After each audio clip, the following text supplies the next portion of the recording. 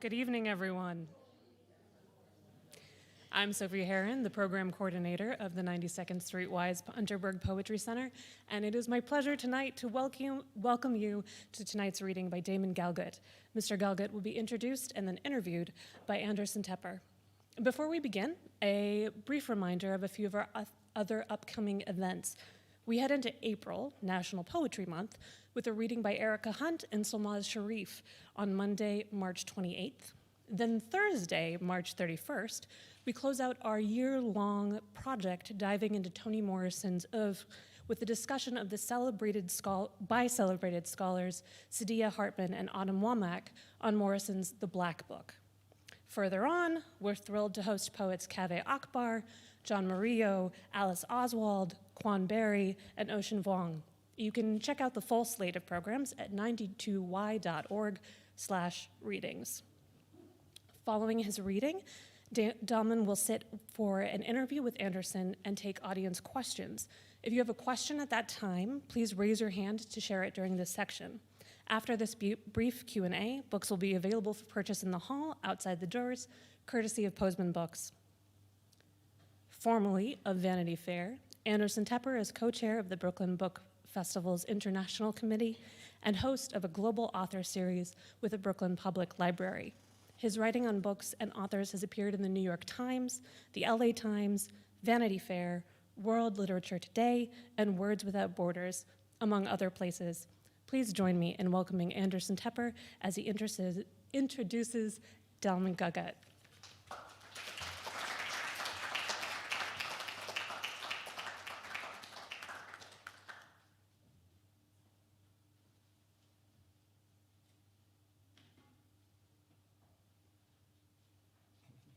Hi, and welcome. Welcome, everyone. It's an enormous honor to be here tonight on the stage of the legendary 92nd Street Y, home of the immortals, and even more of a thrill to be here to introduce Damon Galgut, to welcome him back to New York in person and celebrate the paperback release of his phenomenal Booker Prize-winning novel, The Promise. I think from the first moment I read Damon's work, starting with the two unforgettable novels, The Good Doctor and The Imposter, which began to probe the complexities of post-apartheid South Africa, I was struck by his extraordinary voice and vision in a variety of ways. He was a writer I wanted to follow, to continue reading and listening to, in order to see and feel more about what was happening in his country, how his world was shifting in large and imperceptible ways. As Rian Milan, author of My Trader's Heart, put it, if there is a posterity, Galgut will be seen as one of the great literary triumphs of South Africa's transition, in every way the equal of J.M. Coetzee. A few years later, I met Damon when In a Strange Room was published, and like The Good Doctor, shortlisted for the Booker Prize. We did an interview for the Paris Review and a conversation together at 192 Books in Chelsea. In a Strange Room, a series of interconnected vignettes and journeys suggested a new direction for him, an eagerness to experiment with shifting perspectives, and featured the emergence of a mysterious, inscrutable narrator named Damon, a South African adrift in the wider world. It didn't win the Booker, by the way, but that almost seemed like a relief to Damon, I thought, who struck me as someone who preferred to work quietly outside the clamor and glare of the literary world. And then again, after a few years, he came back to New York to launch his novel about E.M. Forster in India, Arctic Summer, and I went to see him read at 3 Lives in the West Village. And again, it marked something of a new course or detour for him. Afterwards, I raised my hand and sheepishly asked him if he thought he would return to writing about South Africa next. I felt like I'd put him on the spot and don't remember exactly his response. But I'm wondering now if he had already begun to think of The Promise and its completely original approach once again to his material. Then there was quiet for a while. Occasionally I emailed him, hoping there might be an opportunity to bring him back to New York for the book festival or some other event. Then one day I was having lunch with his publicist at Europa Editions. She was describing upcoming books and casually mentioned, "Oh yeah, and I think Damon Galgut just turned in a new novel. What? I jumped up, overcome with excitement. The Promise, of course, was immediately hailed as a masterpiece. Spanning 4 decades in the life of a family and country, it is unlike any other book I've read, revolving around a kaleidoscopic, omnivorous voice that moves in and out of characters and inhabits landscapes, trees, houses, even lightning flashes. Critics raved, comparing Galgut to Faulkner, Woolf, and of course, Coetzee. In Harper's Magazine, Claire Massoud wrote, "A surprising number of novelists are very good. Few are extraordinary. The Promise evokes, when you reach the final page, a profound interior shift that is all but physical. This, as an experience of art, happens only rarely and is to be prized." The novel, as you all know, won the Booker Prize. The judges called The Promise a spectacular demonstration of how the novel can make us see and think afresh. A strong, unambiguous commentary on the history of South Africa and humanity itself. Finally, on his 3rd try, Galgut was caught squarely and a bit uncomfortably in the media spotlight. "I'm used to not winning," he joked. "That's kind of what I'm programmed for." But in his acceptance speech, he went on to talk about the richness and diversity of African writing today, deflecting and sharing the limelight at this very special moment. "This has been a great year for African writing," he said. "I'd like to accept this on behalf of all the stories told and untold, the writers heard and unheard from the remarkable continent that I come from. It's my sincere pleasure tonight to welcome one of the most gracious, sensitive, deeply thoughtful, and perceptive writers of our times, Damon Galgut. Thank you."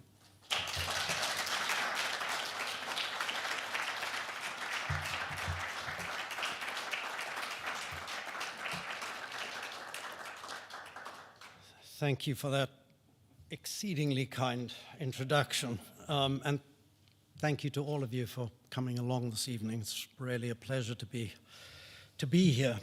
I'm going to do a short reading from the book.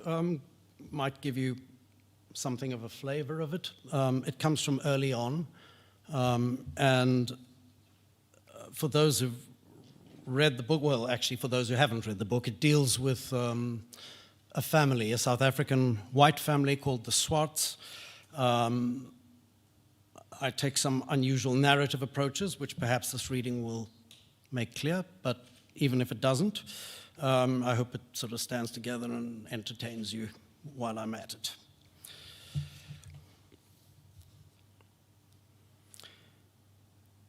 By the time the sun goes down, especially vividly out here, all the visitors have gone and only the family is left. Oom Okkie is by now listing a little to the right, weighted perhaps by his uneven smile, hitched up only at one end. He and Pa sit in the lounge, watching the news on the TV, which bears bad tidings from all over the country. A limpet mine in Johannesburg, troops in the townships. Every now and then, Pa breaks down and sobs for a while, as if he's moved by the state of South Africa. Okkie just sips and smiles. In the kitchen, Marina supervises the black girl who has a pile of plates and cups to wash. The way she drags herself around so heavy and slow, you'd think she's the one who's lost a family member. Unforgivable to be lazy on a big day like this. She has to be pushed along like a boulder. It's exhausting giving orders all the time. Crossly, Marina does a last march through the house looking for leftovers. In the dining room, she encounters Amor, whom she hasn't had a chance to chastise yet.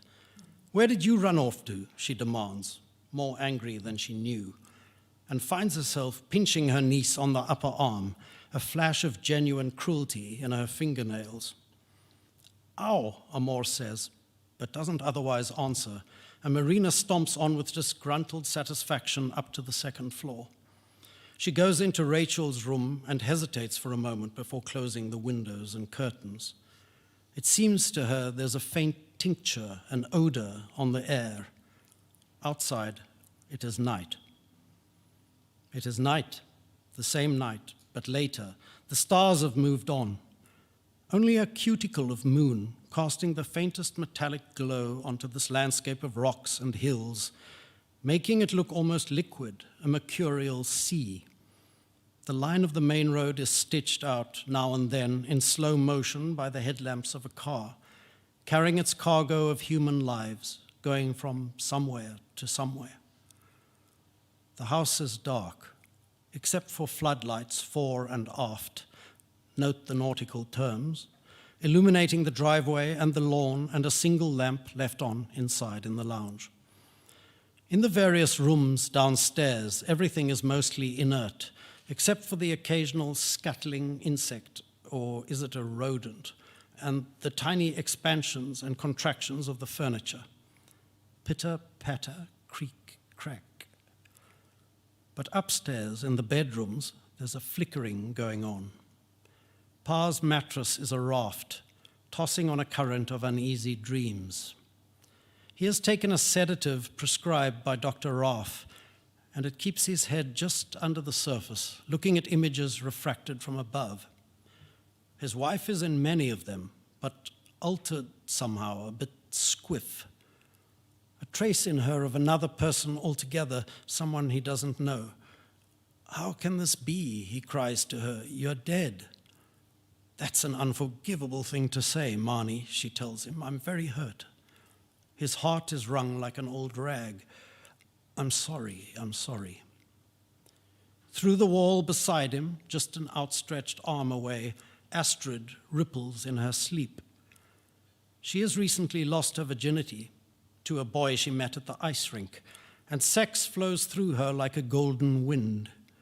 She's forgotten the pain, though it's part of the shimmer around the faces of young men with their bristly beards, and in this dream, around the face of Dean DeVette in particular, whose mouth is a pink color it doesn't have in waking life, thrilling her deep inside, down where everything meets. In the guest bedroom, Tani Marina dozes and starts, dozes and starts.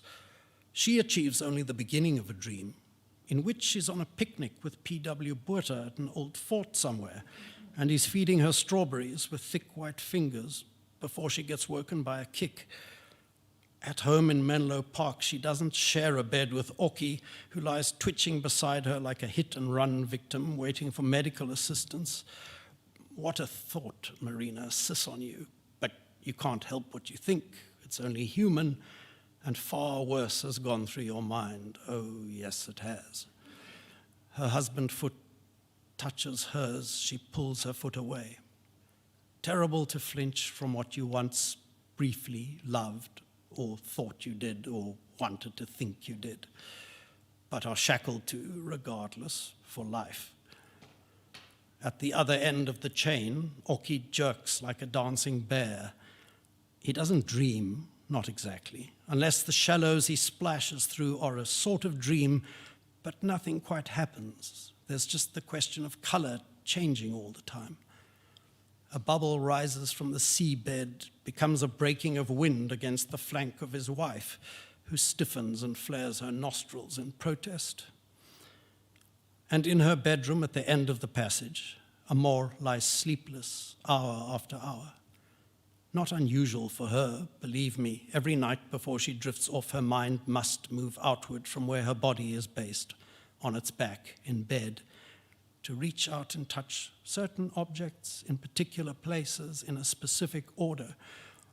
Only when she's done that can she relax enough to let go. But tonight, it doesn't work. Other images from the day are too powerful. They come jostling in. Miss Starkey's pressed together lips, Lucas's stick hitting the ground, the sore place on her arm where her aunt pinched her, so much rage in her fingers, sending out its little pulse of pain into the universe. Notice me, I am here. Amor Swart, 1986. May tomorrow never come. Thank you.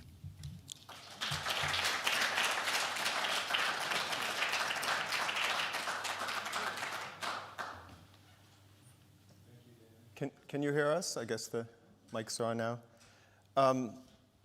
I think I'll start by asking you about the family, about the Swart family. You describe them as just an ordinary bunch of white South Africans, something rusted and rain-stained and dented in the soul. But as you've told me before, what is most typical about them is how different they are, how heterogeneous as a family they are, coming from different various faiths, conflicting faiths, perspectives, and politics. So tell us more about this family and what makes up the family, the different strains. Well, the family is Ma and Pa, mother and father, and then there are 3 children.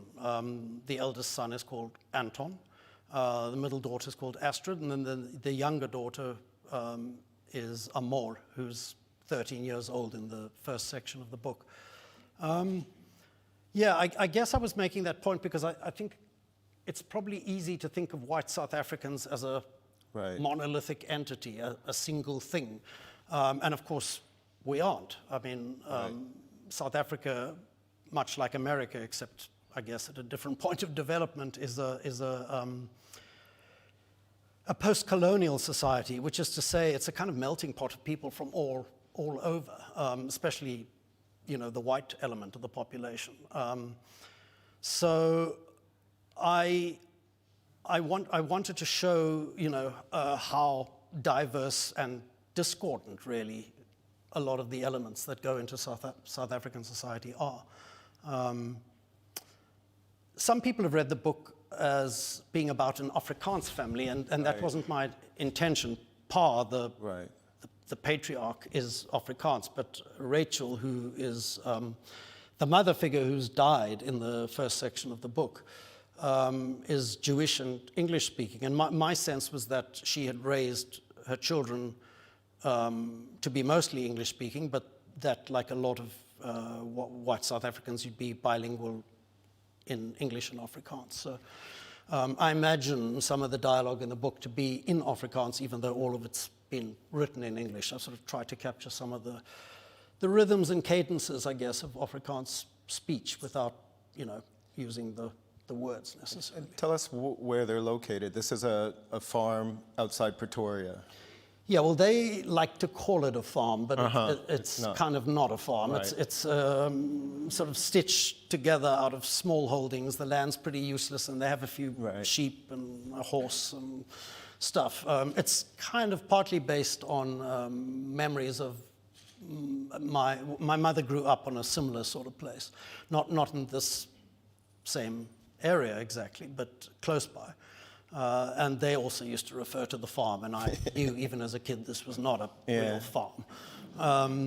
Not that that's material to the book, but in the case of this particular farm, it's on a road that leads sort of west out of Pretoria.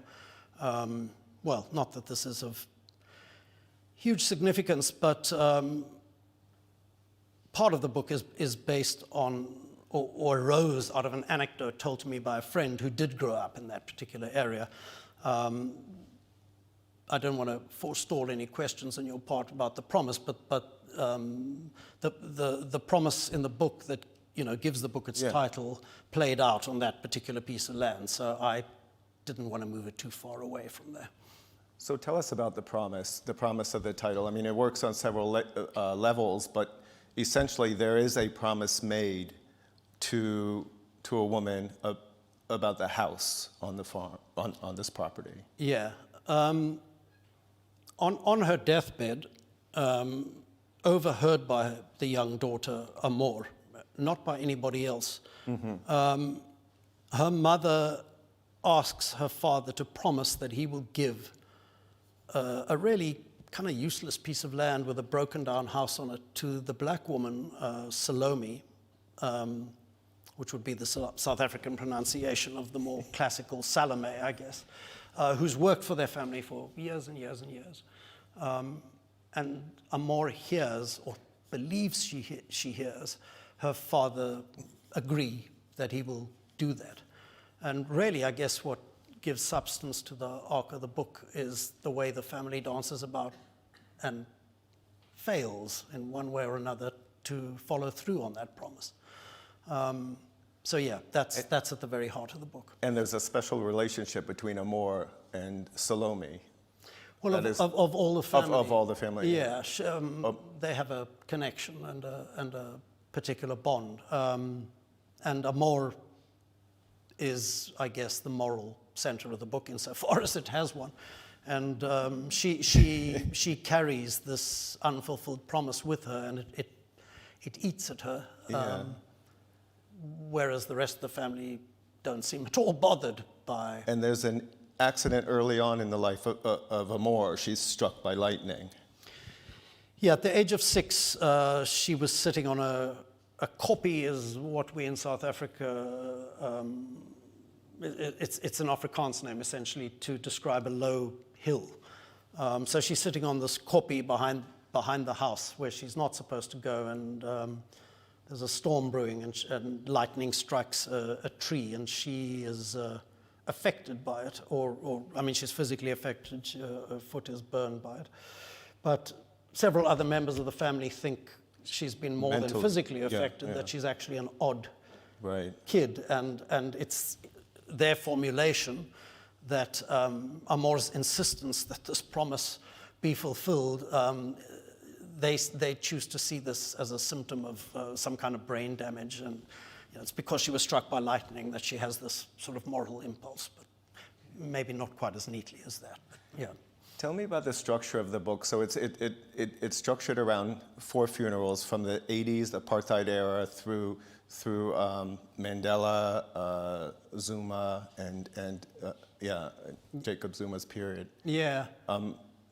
So tell me about how you wrote those. Did you write them chronologically? Did you jump around? And were some sections more difficult or more challenging to write than the others? I'm just curious.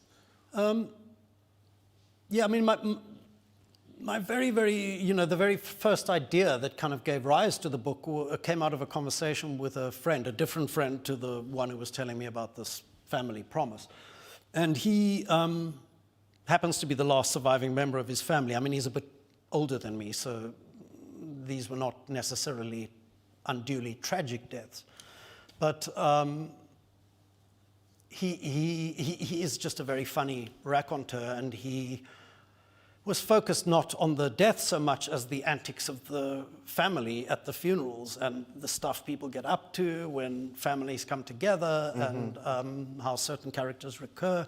And, somewhere along the way, maybe not right then and there, it occurred to me that, I read a lot of family sagas, if you like. They're a staple of fiction. But it occurred to me that might be a very unusual way to approach the story of a family, that if you just use this device of the funerals, focused on nothing else except the couple of days it takes to dispatch somebody at the end of their life, and that you would see, more or less the same cast of characters recurring. And then, by extension, it occurred to me that if you separated the funerals by quite a few years, that you would be able to widen the window a little bit and show something of the life of the country in the background. Right. So then it sort of became logical and inevitable that you could actually set each one in a totally different decade of South African history, have a different president in power, and evoke something of the feeling of the country at the time. So that was the project. No, I did do it linearly and chronologically. It would be very hard to keep track of all the family stuff if you were leaping about too much. These years pretty much cover the span of my adult life. It begins in 1986, as the reading indicated, and that's kind of when I grew up. Which was, a very bad time in South Africa's history, state of emergency, dying days of apartheid. But then, of course, the next decade was the Mandela decade, which seemed impossible at some point, followed by the years under Thabo Mbeki, which had a different feeling entirely, but really kind of paved the way for the Zuma years, which are, to put it euphemistically, not our finest moment as a nation. when you were talking about 1986, it made me think that you started writing very young. And I'm curious about what you were writing about your first novels or your first works. You What- don't want to know. Don't ask. Well, no, you can ask. I mean, my first book I published, as you say, really Yeah. young. In fact, too young. young. It's not a book I feel especially proud of. But it came out when I was 18 years old. But prior to that, still at high school, I'd written these two really dreadful novels that were kind of a mix of, I don't know, The Lord of the Rings and Wilbur Smith together. Huh. And Yeah. yeah, they were not my finest moment either. Yeah. But you got to learn somehow. So tell me about the deaths. So then you decided you would space out these funerals, not to give away too much about the characters, who dies, but you include several different versions of death: violent death, accident, illness. Tell me about your thinking, what you were trying to do with that. Well, yeah. Seeing as I had to deal with, 4 different deaths, you need a bit of variety. Variety. But aside from that, I thought, well, if you don't die of old age, you're either going to die from illness or some kind of accident, or somebody's going to kill you, something or you're going to violent. kill yourself. Yeah. Basically, well, all unnatural deaths are violent in one way or another. But yeah, I thought I'd cover the span of possible exits, aside from the natural one. So that was the thinking. Talk about the perspective. I mean, we've talked about this before, and you said you've been asked so much about this cinematic kind of eye of the book. I'm just curious, once you discovered how to use that and what you could do with it, is it a technique you think you'll use again, or you'll do more of, or will you go in a different direction and try something different? I don't know. It's a kind of a. So it's very unique, the book, and everyone's written about this, that the view pans, moves. Yeah, I mean, I don't want to bore anyone who's already heard me go on, but just briefly, I had started the book in a quite conventional way, and I think it would have been a far more conventional book. When I was offered the chance to do a couple of drafts of a film script, so I peeled away to do that. A screenplay. That's right. Yeah, Oh, sorry, what did I? No. Yeah. Same. And I returned to the novel with the logic of the screenplay in my head, and all my frustrations, with the limitations of third-person narration were very much, with me. But when I looked at the prose, I suddenly saw, well, what holds me back from doing something cinematic with this? Not perhaps in the obvious way, but by applying a cinematic logic. So letting the narrator behave in the way that a camera does in a film, cutting very, very fast from one perspective to another, sometimes moving in very, very close, sometimes pulling back for a wide-angle shot, as you'd call it. And I began to play with this, and it was exciting to me, and it also fitted quite well with my natural sensibility, or what felt like my natural sensibility. So it allowed you to do some things, right? It did. Be funny at times, right? Irreverent, or yeah, because you can't behave that way, narratively speaking, without drawing attention to the fact that the narrator is present.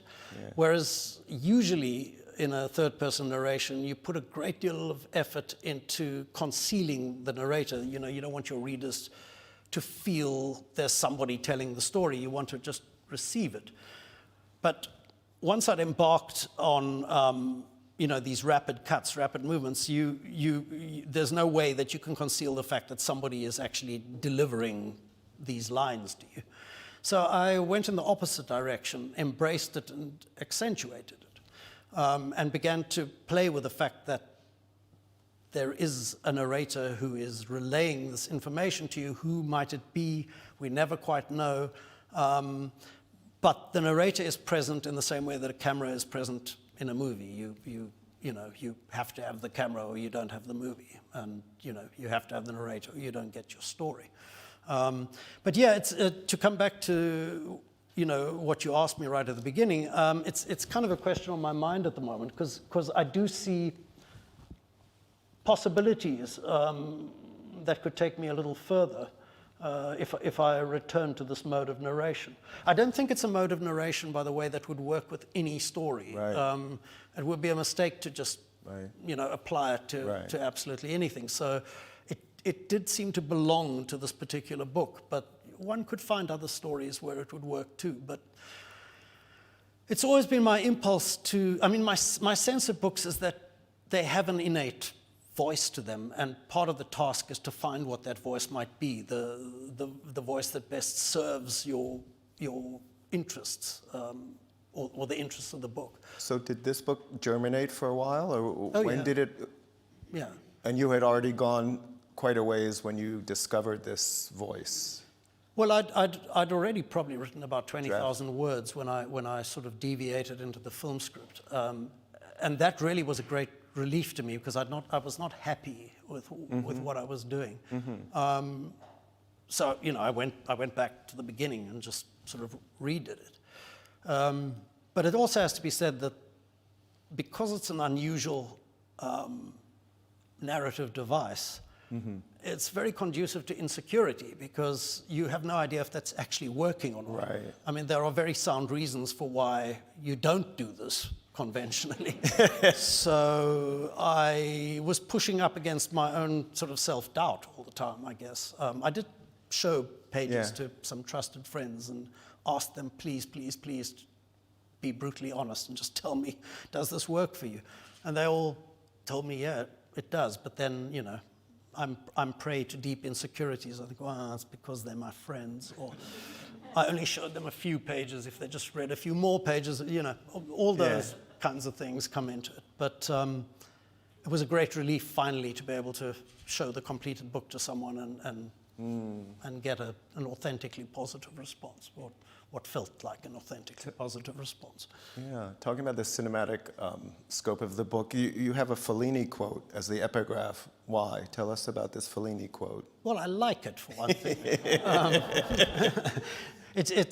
I've got a little journal, and I sort of keep stuff I like, and I've always found that quote really, aside from being really amusing, it kind of puts its finger on something quite essential about humans and human life. What is it from? Do you It's from an interview. I saw an old black and white interview with him, I think, at the Cannes Festival, and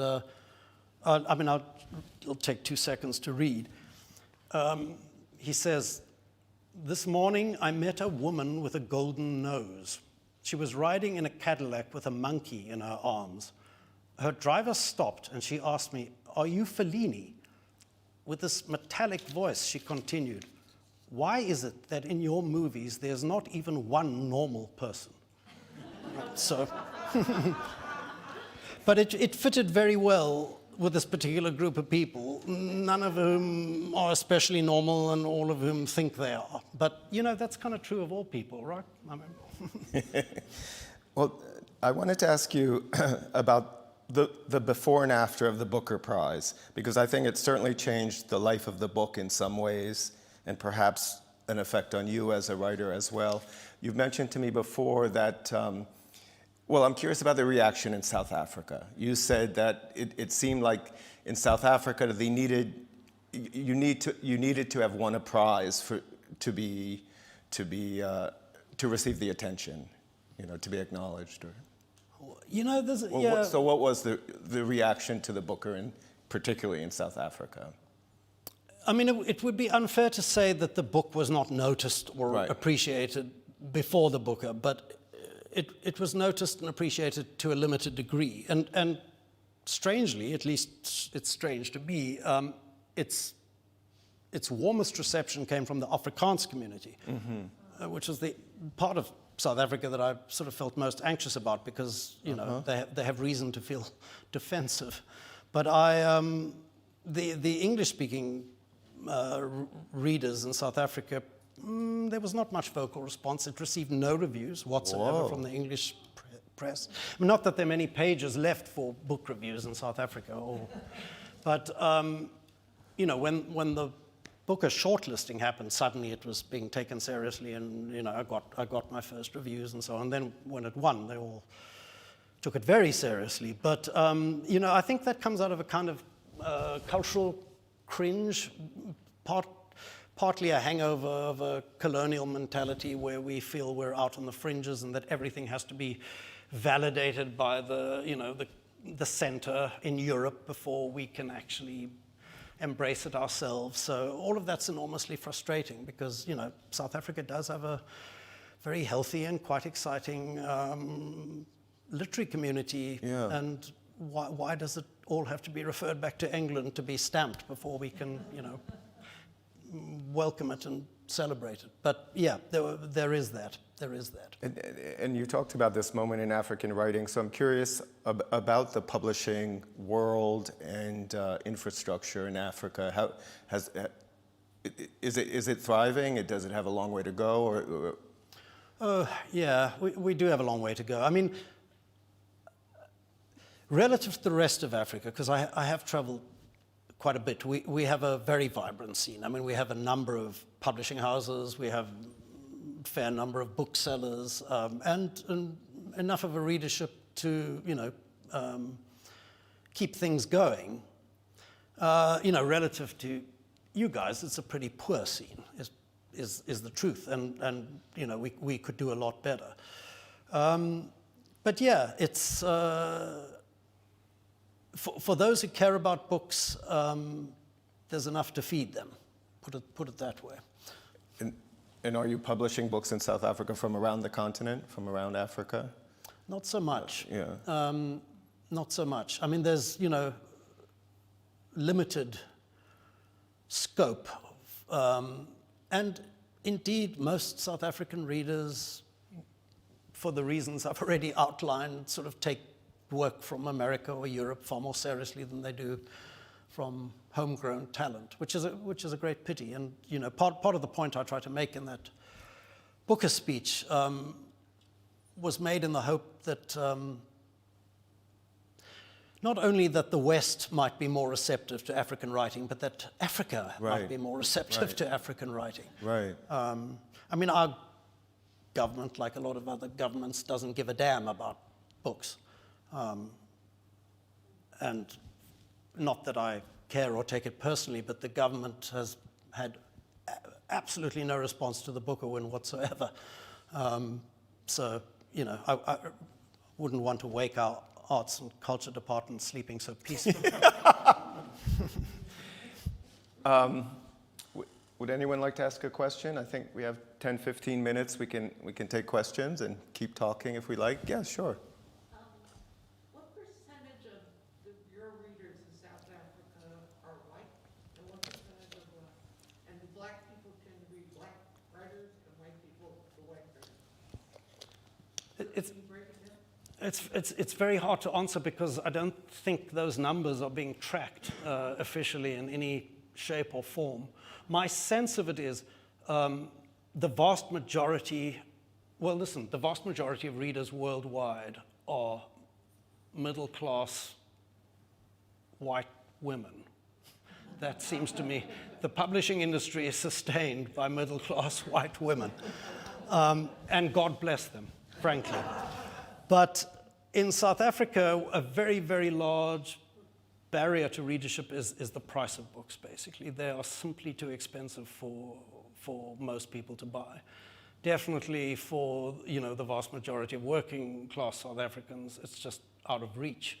One of my frustrations, actually, because, you know, government pays lip service to this notion of developing readership and literacy, and yet they allow books to be, you know, prohibitively expensive.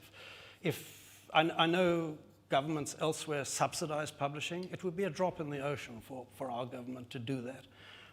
Or to remove value-added tax from books, from imported books. It would bring the price down, but there simply isn't that engagement or care. And I think, you know, for good reason, black readers would prefer to read black writers in South Africa because they're giving an insider's account of a very different history from white history. That said, I've had a very appreciative response from most black readers, and I felt very supported and encouraged. Yeah. Thank you. And it was published in South Africa before the U.S. and English? More or less the same time. Yeah. Yes. And so I read the book right when it came out. I just want you to know I really found it fascinating. But on this last topic, it's interesting that you won the Booker Prize this year and Gerna won Right, the Nobel. the Nobel Prize. Yeah. And so we had two people from the African continent who are And there were several more. There were more, yeah. Prix Goncourt. Yeah, the Prix Goncourt and the International Man Booker. Also, David I mean, Diop, right? Africa kind of swept the board Yeah, they swept. last year. They swept. What would you have something more to say about?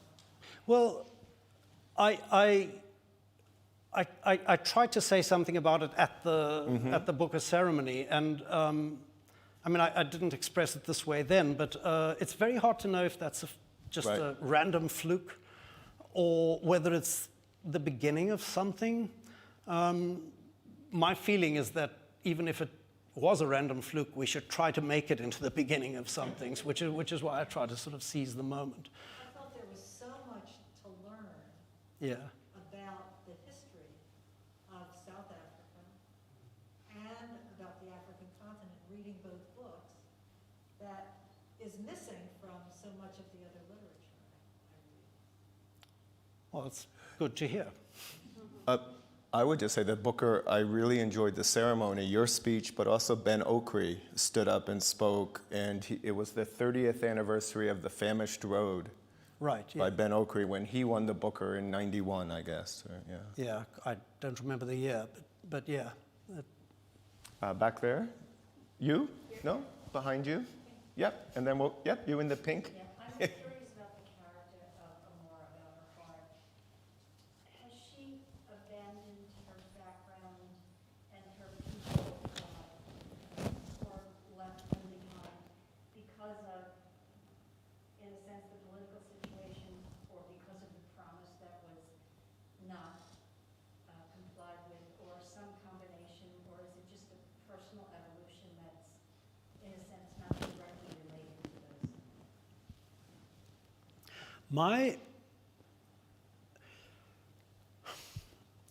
The book kind of gives equal weight and attention to a whole bunch of characters, including quite arbitrary side characters. It's sort of part of the approach. But if the book has two central protagonists, I guess it's Anton, the elder brother, and Amor, who's the younger sister. And in some way, they embody what I would feel to be the two opposing sides of my own, I guess, white South African nature. Anton, the elder brother, who's born to a future, or at least what he feels to be a future of power and privilege. And Amor, who feels very uncomfortable with that prospect. So, I mean, Anton, the promise that Anton implicitly feels life is holding out to him is not fulfilled either. But Amor's path is slightly different. I mean, my sense with her is that she would like to renounce power and privilege, but she doesn't know how to do that.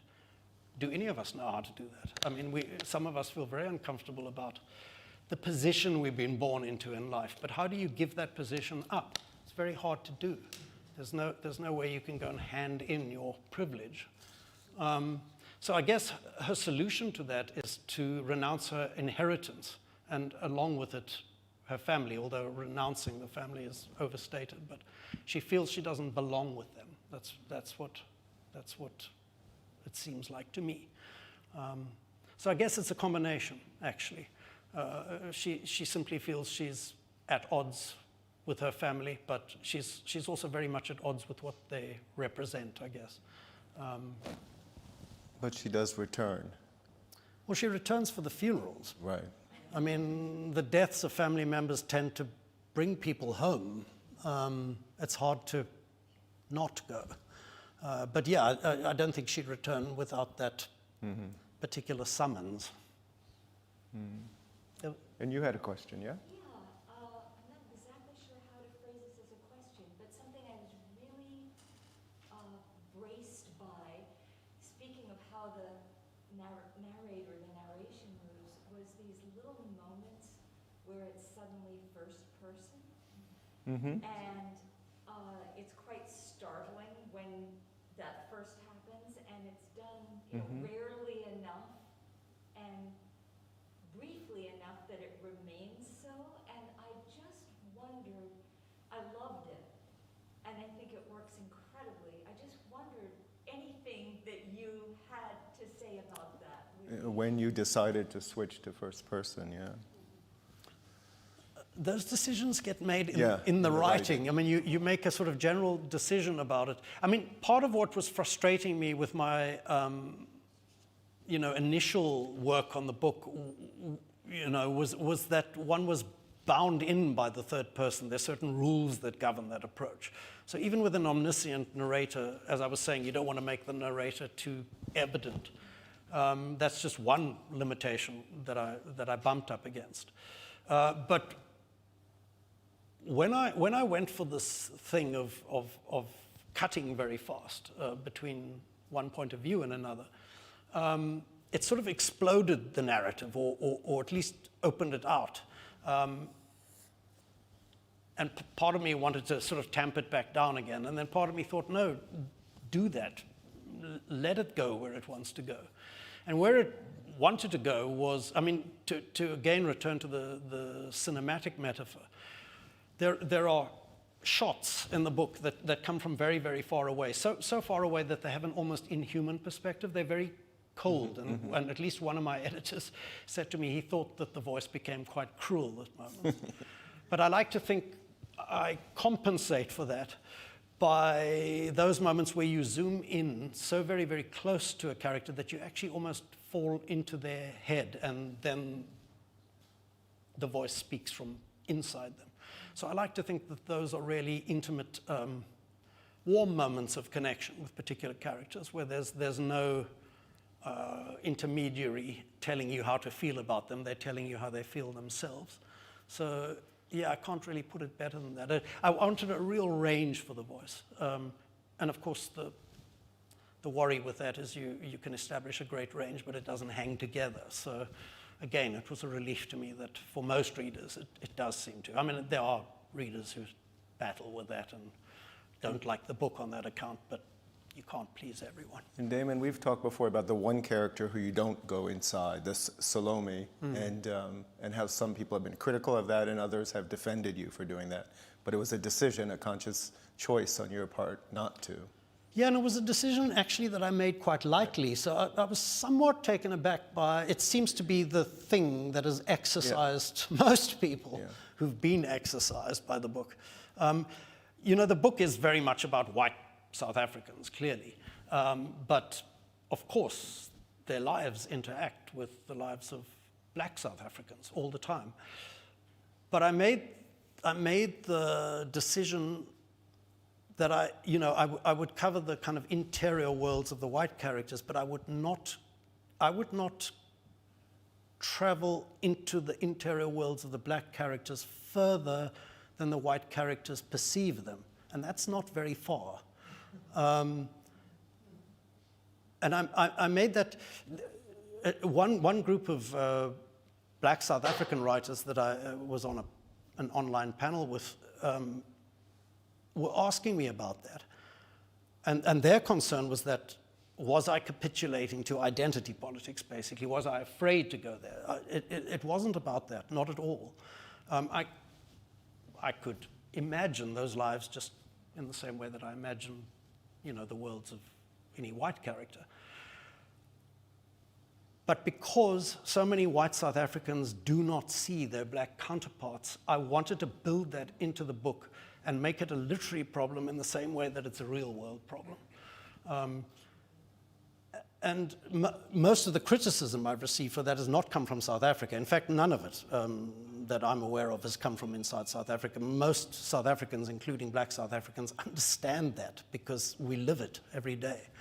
But, you know, Salome, who is really the central character of the book, is the most silent and the most absent, if you know. Well, she's absent and present. Right.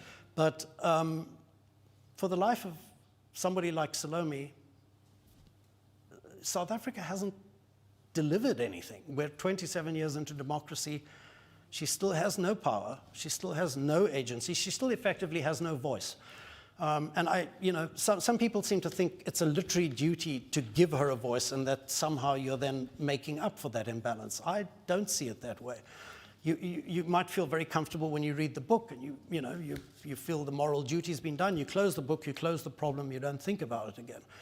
Whereas it seems to me that people are bothered by the fact that these particular people have no voice. Well, being bothered by it is good, because you're carrying it around with you, and you might find the solution to the problem. The book's not supposed to provide it for you. Any more questions? Yeah? Yeah, what's the extent of the public library system in South Africa? Well, there are, most major cities, even lots of small towns have libraries, but I guess like libraries elsewhere, they're under enormous pressure at the moment. And, I don't think subsidizing libraries is our government's top priority. So a lot of them are closing down, unfortunately. We do have a library system. I mean, it's not hugely impressive, but it's functioning, sort of. So it would be difficult to get your book in libraries? Or? Oh, you mean as opposed to buying the book, you mean? Yeah. No, I think most libraries would stock it, but the trouble is that libraries, like everything else in South Africa, were for a very long time segregated on racial grounds. So libraries that service poorer communities, and especially sort of black or working class communities, would not be very well resourced or funded or maybe even able to buy many books. So most of the libraries would be, although now, technically by law would be available to everybody, most sort of community libraries would be, there would be a great disparity between what's available to a white community and a mostly black community. I was going to ask a question, but if anyone has another question, we have time for just a bit. Yeah, sure. So in reading your book, I personally, and it's interesting in your introduction, you mentioned that some of the critics heard Faulkner. Mm-hmm. So, maybe as Americans, we hear that. And so I wonder, who are some of the authors who, as a writer, you think about inspired you? Are we wrong hearing American writers in your work? Who are some of the current writers that you are reading and thinking about? No, you're absolutely not wrong. I mean, Faulkner, the ghost of Faulkner hung very heavily over this book. I mean, Faulkner was very... He was a great force in my early reading years. I mean, reading As I Lay Dying was one of the reading experiences that kind of took the top of my head off, and I thought, wow, you can do this. And I guess most of them that excite me are, the modernists. I'm not an academic. Most of what I know about books comes through reading books. This is a comment you have to, you have to take this comment from whence it comes. But it seems to me that when the novel occupied a central cultural position, was at its height, that was really the modernist moment, where the book was prepared to be bold and brave and break its own form and push the frontiers and so on. So it tends to be the modernists, I guess, that thrill me the most. Samuel Beckett, Virginia Woolf, Faulkner, and so on. And it's precisely because they are not following the rules, actually, or making their own rules. So no, not at all. I'm a great Faulkner devotee. I've been to made a pilgrimage to his home in Oh yeah, Oxford, Tennessee. Yeah, Oxford, Mississippi. Yeah, a couple of times. Oh yeah. Yeah, the book. I don't believe books are going to die. I'm not a pessimist in that sense, but I do think it's realistic to say the book is not at the center of cultural life anymore, which to me is, you can do things from the margins maybe that you can't do from the center. So I don't think it's reason to be timid with a book. I don't know why so many people take that as an incentive to be cautious or constrained. I think rather than try to compete with social media, we should push language as far as we can, because language is the one thing that is not being used elsewhere. So let's make it as thrilling as we possibly can. And what about your film work? Is that gratifying in many ways? I really haven't done a lot of film work. Okay. I mean, I've actually written a few screenplays, and none of them, with the exception of the one I worked on, in this case, has actually ever been made. Although the screenplay that I refer to, I think there's very little of my contribution left. But, writing screenplays, it's one of those professions where you can make a whole lot of money, and none of them need ever be filmed. You can do really, really well. But yeah, what's gratifying, I think, is in the crossover. And I have a sort of theatre background, and that's very useful in all sorts of unexpected ways too. Dialogue or visualization, and I could go on. Maybe one more. I was just going to ask you now, how would you what's happening now in South Africa as far as the new era, the Ramaphosa? I mean, how many years has he been in power, and is there a way you would describe what's happening? There are lots of ways I could describe what's happening. I mean, what is this new period? What is happening?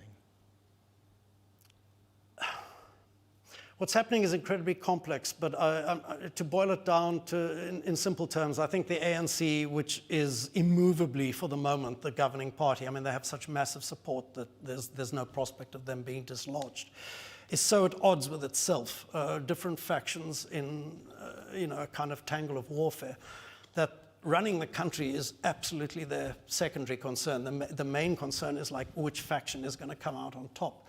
Ramaphosa, to whatever extent, represents the reformist faction that supposedly is going to clean out the ANC and get rid of corruption and set it back on its natural and original path. The trouble is that Ramaphosa was part of Zuma's cabinet and party to a whole lot of very, very bad decisions. So it's very hard to read how earnest these attempts are. But certainly, I would hope that particular faction comes out on top in the struggle. But we are at a point where it could go either way, and if we do revert to the former faction, things are going to be extremely grim. They're going to be grim anyway, frankly, because Zuma's corruption trial is coming up this year, and we had a tiny, tiny taste last year of when he was given a really minor jail sentence for refusing to testify at a commission of inquiry. There were major uprisings, orchestrated, it has to be said, but because of COVID, people are very, very desperate, and the orchestrated uprisings sort of caught fire in their own spontaneous way, and it's really not going to take very much to set that sort of a conflagration going again. And if he was prepared to do that for a minor 15 months, I think, jail sentence, what's going to happen if he gets sent to jail for many, many years? Everyone's very nervous on that score, and I think we have reason to be. So, when is that happening and where? Well, it's hard to predict because his legal strategy has been to stall and stall and stall. So every possible legal point on which he can object or appeal, he does, and it just keeps kicking the can down the road. So I don't know how much road he has left to kick the can down, but we are nearing the end. But I expect at some point this year that trial is going to get underway. The only consolation is the rest of the world looks pretty messed up too. Well, on that note, I think we'll wrap up, but I have to say, it's been a pleasure to be in person with you. I was saying before, I feel rusty at this. We did a virtual event in the spring, and it's been a while. Well, that was my very first event with Andy, and I was pretty fumbly and rusty then too. Well, we were both, new at it and nervous, and I remember you were having power cuts in Cape Town. Yeah. So he said, you know, my computer might not be working, I'm going to go to a friend's computer, and we didn't know who he was, which name was him. So we kind of had to say, well, Damon Galgut, please stand up and come forward. And it felt like, you were disguised in the audience somewhere. Well, I'm unmistakably here too. Well, thank you. And thank you for coming, and good to see you, Damon. Thank you, and thank you all for coming.